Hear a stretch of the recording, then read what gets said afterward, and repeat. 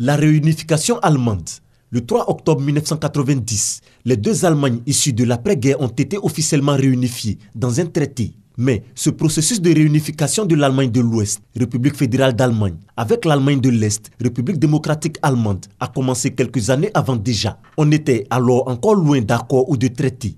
Et que l'on parvienne finalement à la réunification de l'Allemagne a surpris de nombreux contemporains. L'Allemagne est divisée depuis presque 40 ans déjà, lorsqu'en juin 1987, le président américain Ronald Reagan en visite à Berlin-Ouest lance un appel historique, Mr Gorbatchev, abattez ce mur. Un appel qui provoque l'enthousiasme de nombreux Allemands, même s'ils n'ont que très peu d'espoir qu'il soit entendu au Kremlin. D'ailleurs, bien que les pays voisins de la RDA en Europe de l'Est et même l'Union soviétique connaissent un début d'ouverture politique et de démocratisation, en RDA, le chef du parti unique CED et de l'État, Erich Honecker, ne veut rien savoir de la perestroïka de Gorbatchev.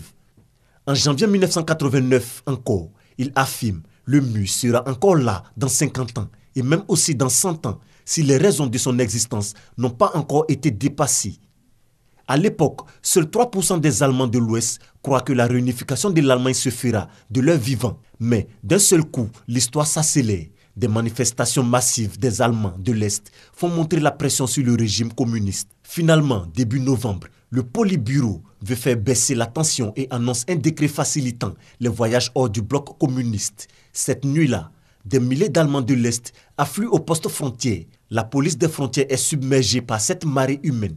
Les dirigeants est-allemands sont divisés, déstabilisés et finalement impuissants. La chute du mur est le triomphe inespéré de la foule des manifestants de Leipzig, Berlin et Dresde, encouragés par le mouvement Solidarność de Lech-Wałęsa en Pologne, par les réformateurs en Hongrie, sans oublier bien sûr le numéro 1 soviétique, le réformateur Mikhail Gorbatchev lui-même. À l'ouest, le chancelier chrétien-démocrate Helmut Kohl sent que le moment est venu pour la réunification de son pays.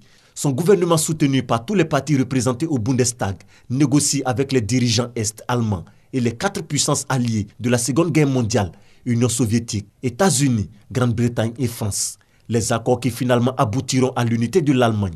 Le 3 octobre 1990, l'Allemagne retrouve son entière souveraineté, perdue en 1945. Cette nuit-là, Allemands de l'Est et de l'Ouest, ivres de joie, trinquent, chantent et dansent jusqu'au petit matin dans une Allemagne enfin réunifiée.